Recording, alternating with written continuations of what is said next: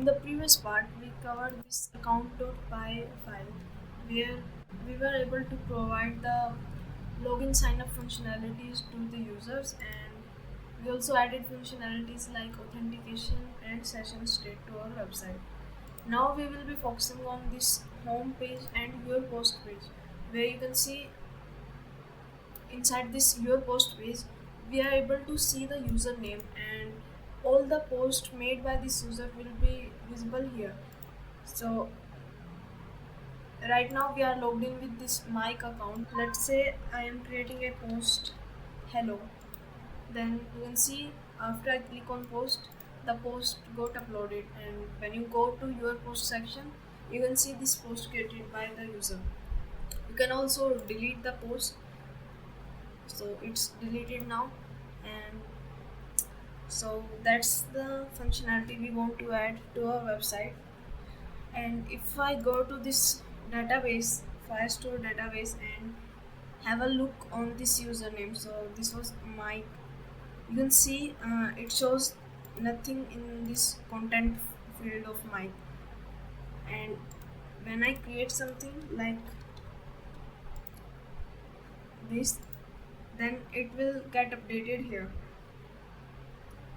And similarly, when I delete that post, then it will get deleted from here. This video is going to be a bit longer because I will have to explain use all the functionalities of this Firestore storage database and the logic of our website and the code used for this one. So stay tuned. So before starting doing this, let me just explain you a little bit about this Cloud Firestore. So we will be creating a new project. For this tutorial purpose, I created a demo Firebase project where when you go to build and choose this Firestore database, then you will be able to see something like this. And if you don't know how to create a project on Firebase, you can follow the authentication video of mine. Here you can see something called start collection.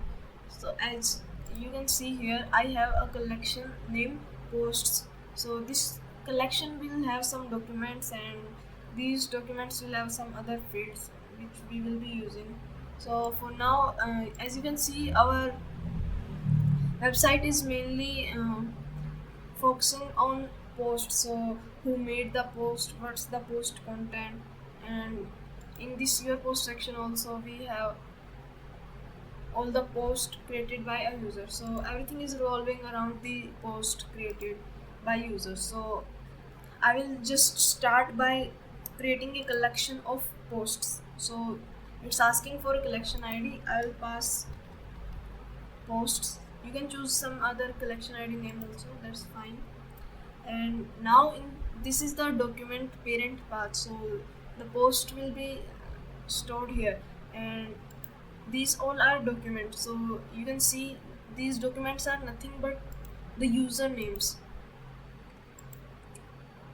and this username had posted some content on the website, so only their content and usernames are visible here. So as this is the first time we are creating the logic for our database, so we will have to pass some document id here. Let's say our demo document id, and we have option to give some field names and their values, and to select their types also. We can add more fields also. For now, let me just leave it blank and click on save. So you can see inside collection we have our posts, and inside the document we have demo, and you can see this field section for this demo username is empty right now. We will be adding the fields like this one, content and username. And you can see this username is just a string field because it just contains the name of user, and this content field is a array type field, and I made it as an array type because you can see for, let's say, for this user Mike, we have one post with hello, and let's say he created a different post the post is uploaded and you should see it here. Yeah, see, the first post was hello, so it's at 0th index, and the second post is at first index. So all the posts created by this user Mike are getting stored inside this content array. So why I'm doing like this, why I'm storing inside this content, because you can see we have an option for your post here, where all the posts by this username are to be fetched. So I just came up with that logic that I can store all the posts by a user in just a single place, so that it would be easier for me to fetch them when I want to show them here. You can have different logic also. You can also choose this document to be the content or anything else that came up to your mind. You can also use the document as the content or the email ID of the user. So you can structure these things according to you. For now we are using like this. You can add more documents, like for new user we can add a new document, and similarly we will add some fields here like content and other things. So for the field, as I showed you, this content is of type array. So let's try to add this content field here. The field name is content and the type is an array.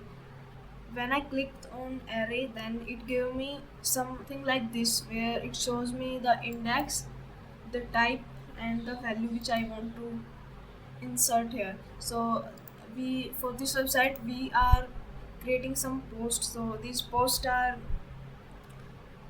nothing but a string, or you can say the alphabet. So the type will be string, and you can either add the value here. Let's say I want to add hello from demo, and when I save it, so this will be added as a post from this user. And we also have a field username, so we have to add that to username and give it a value. So for now we are keeping the value same as this one, which is the username, and see, it's getting added. So this is how we are manually adding the users. And this project is not connected to our this website, so if I want to show you, just give me a second. I am adding this demo to here, and you can also add the fields directly from here. Let's say content array, then hello from demo, and we have a new field, another field username, which is same as this one. So let me just save it. You can see this demo 2 got added here, and if I go to our website and just try to reload it, then you should be able to see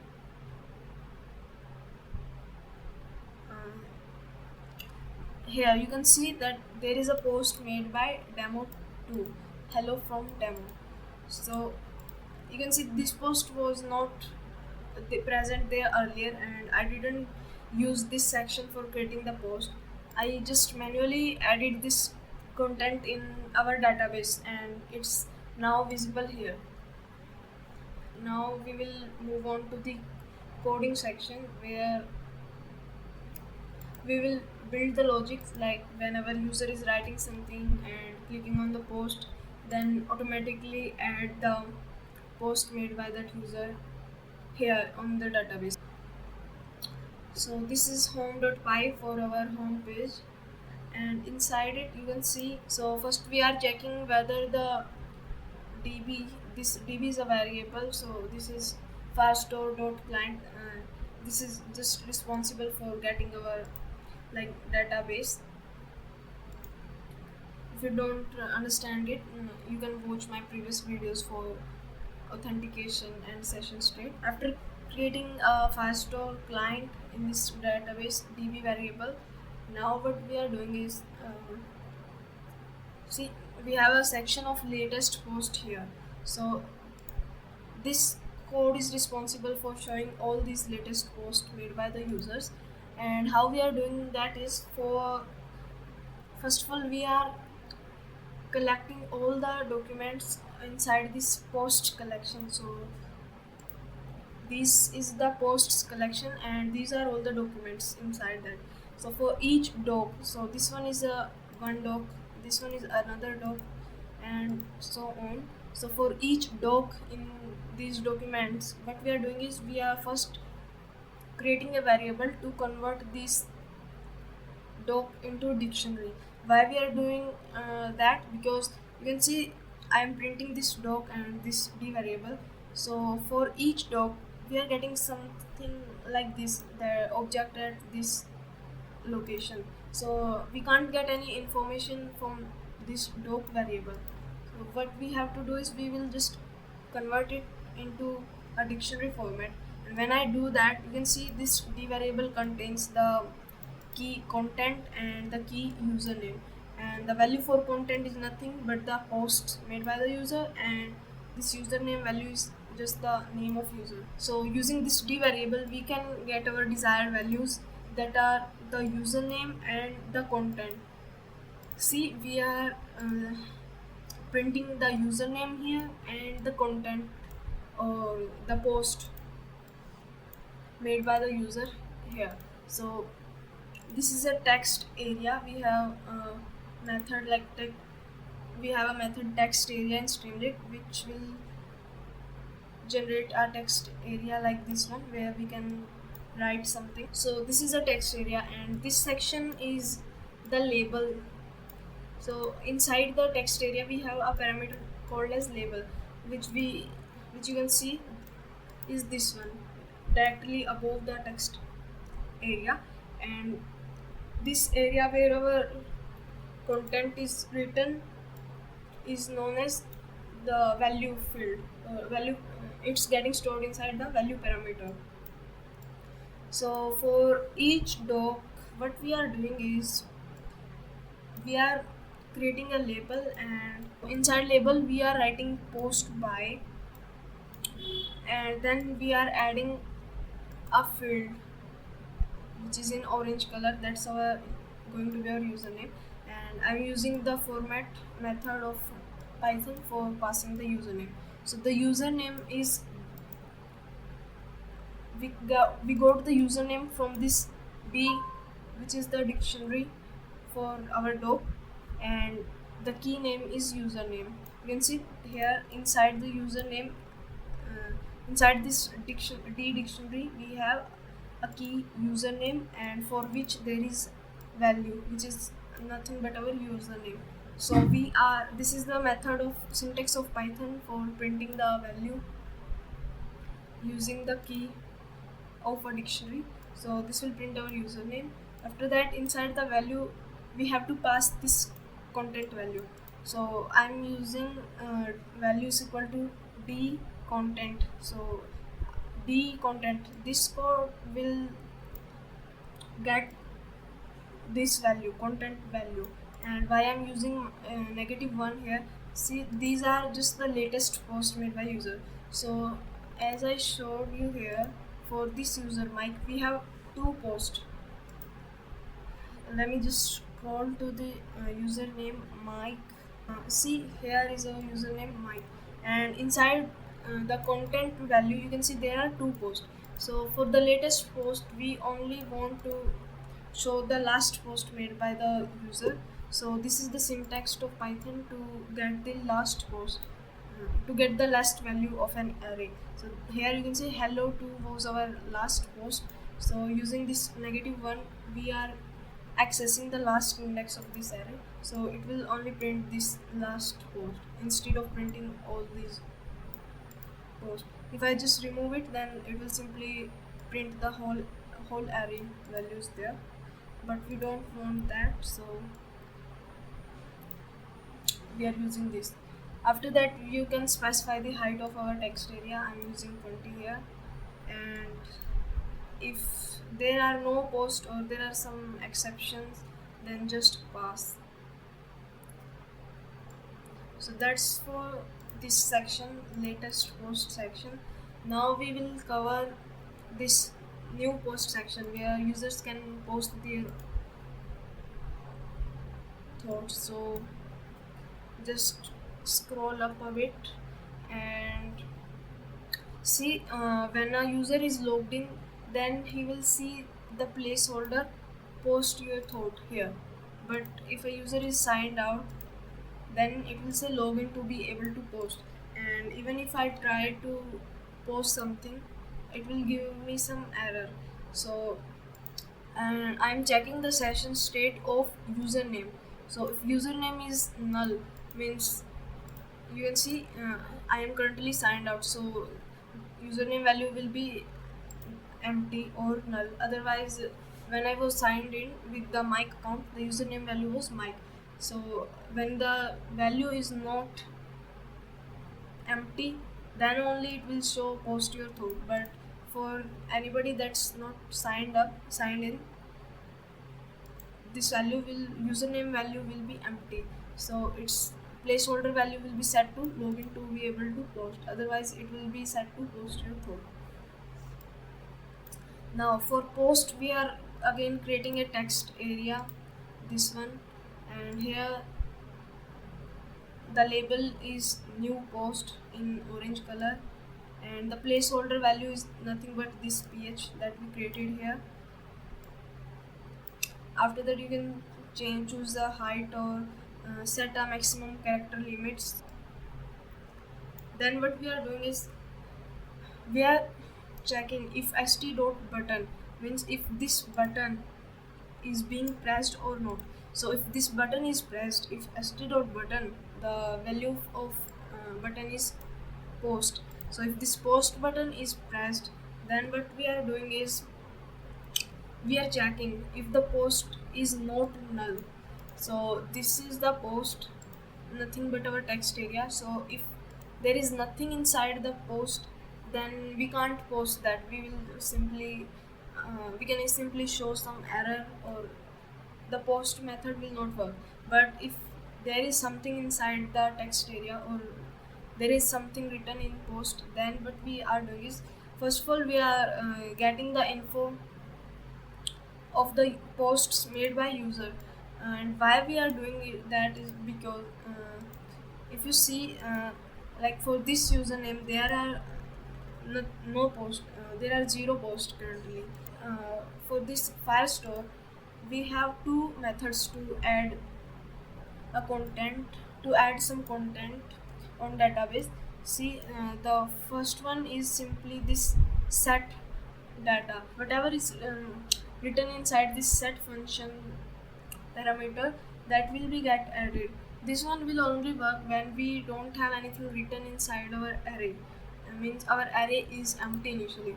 But if we want to add m- more values to our array, like for this one, my initially we added hello. So this thing can be done using this set method itself. But when we are trying to add more values to our array, then we have to use this array union function of Firestore instead of this set function. So this set will simply replace the previous value if we are using that. But if we want to add more values, then we will be using array union value. So due to that, we first have to check whether our user have made some post initially, or the posts made by user are zero. So if they are zero, then we will simply use this, we can simply use this set function, and otherwise we will be using this array union method to add more posts. And how we are checking that whether user had made the post or not, simply we are storing the value inside our variable info. What this info is storing is, it will first go to our database and then collection, post collection, and inside the documents it will check for the specific username. So let's say for this mic our document name is Mike. So how can we get this document name? You see, this is nothing but our username. So we can get the username by using st.session_state.username value. So it will simply give us the value of the value Mike, or the value of the username that is currently logged in. So this document function will go to this Mike value or the current user value, and then we are using the .get method. So this .get method will get everything inside the this document. And so we will now check if info exists. So means there exists something for this specific username, and if it exists, then only now again for this thing, like we done for dog, this info is still in this kind of format. It will say object at this location, and we have to convert it to dictionary to get these values from the info. So after creating this info into dictionary format, we are checking if content in info.keys. So our dictionary was sorry so our dictionary was having these two values, two keys, content and username. So we are checking whether content is in our keys. So if content is in keys, like this one here, content is present, here content is present. So if that is present, then we are checking, we are creating a variable post. Inside that, what we are storing is, we are going to post collection, then the username, document, and then this is the syntax for like adding the values in Firestore. So first of all, for adding more values to this array, I have to use this update function of Firestore. And inside this, what I'm doing is post.update, means the updating the particular document value of a user. What we are updating is, we are updating the content. So this u and this all are the syntax for updating, so you have to just keep them as it is. Here we have to pass the name of our array, which is content in this case. Then after these colons, firestore dot array union method, and inside with that we are just passing the post using this format syntax of Python. So this post is nothing but it's storing the value that we got from this text area, the value that user wrote here. So we are just adding that post value inside the content array for this particular user. And that was case if content was present here in 4.keys. But if the content is not present, then we will have to create this content field also and the username field also. Like, let me just give an example. Let's say we have a document named demo3 save. So this field, this info, this is info, and so when we are getting the info for this document, then we get null or nothing. There is no content or username present here. So if that's the case, then we will simply have to add the content value and the username value. And inside the content, you can see, first of all, we are creating a dictionary data where first key is content, which is containing a post. This post is nothing but the value which we entered in the text area, and the username, which is the currently logged in user name. And after creating this dictionary, we have to now pass this value into our database. So we are just simply going to post collection, then document dot particular username, and then we are setting the data. So this set data, this method will simply add the content and username values here for this specific username. And after that we have one last case remaining when info doesn't exist. So this info was only existing for the usernames present here. See, there are these are the only usernames present here, but if I go to the authentication and see all the users that signed that created their account on this website, then there are many people present here, but only few of them are present here. So if we have some person whose name is not present here, then we will have to write that through. So for doing that, we are just doing the same thing which we done here. We are creating a new person here and setting its content value to post and its username value to username, and that's it. After that we are just saying post uploaded. So that's all for this home page, and after that we have this viewer post page. If you understood this home.py, then you will easily understand this one too. So inside this app function of viewer post, similarly we are creating Firebase client DB. We're setting the title as posted by and the current username. So this username is nothing but the value that we stored here when a user signed in, and after that we are getting the results by going to posts collection, and then the document value will be equal to the username, and then the .get function for getting the results for that specific username. After that we are converting this result into a dictionary, storing it in variable r. All the contents value will be stored in this content variable. After that, after getting this content value, we are going to show all this content value contain all the posts made by a user. So if there could be multiple posts also, or a single or null post also. So we are going to traverse them one by one. So for C, in range of length of content -1, we are traversing the post in the reverse manner, because if I check for this mic account, you can see we want to print the latest post made by the user first, and then the older post, and so on. See here for mic, the first post was hello, and after that a new post was hello too.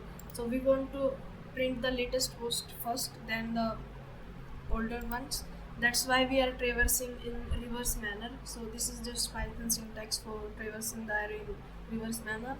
And after that we are creating a text area, and for now we are setting the label as null. We don't have any label here, and the value of this text area is going to be this content of that particular index. So it will be 1 initially for this case, and then it will be 0. So after that we are also adding a button for delete post with each post. You can see below each post there is a delete post button. So for deleting the post, we are calling this delete post function on click. So, and the arguments which we are passing are this C is nothing but the index of the post, and this key is used because for each delete post button we have to use something unique. So I'm just passing the key value which will be unique for each post. So make sure to follow the same syntax, otherwise you will get errors. And inside the arguments I'm passing C. So just have a look how this delete post function is working. Here I don't know why, but I couldn't pass the integer value, I guess, inside the argument. So I'm just using this kind of syntax. So after getting the value of index, I'm converting it into the integer value. Then this h variable is containing the content for that specific post. Then what I'm doing is I'm trying to get that specific post by going to post, then the specific username document, and then we have this update method of Firestore for removing also. So for removing, we will first use this update method, then pass the array value, and then pass the element that we want to remove. So this array remove method will remove the value present at this index. uh, it will remove this specific value. So this h is nothing but the value we got here using the index. So it will simply remove that, and after that we are giving a message that post deleted. And if something went wrong, or like the post is not available, then we are just simply saying something went wrong. That's for delete post method.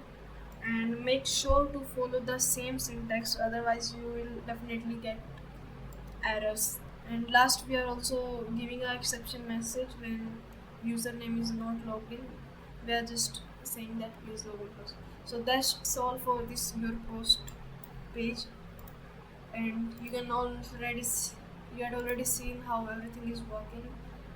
So if you still have any doubts, then ask them in comment section. And I hope you like this video. And for the new projects, I will try to use a Supabase database. This one is recommended by one of subscribers, so I'll try to use this one for next projects. And do comment if you like the video. Thanks.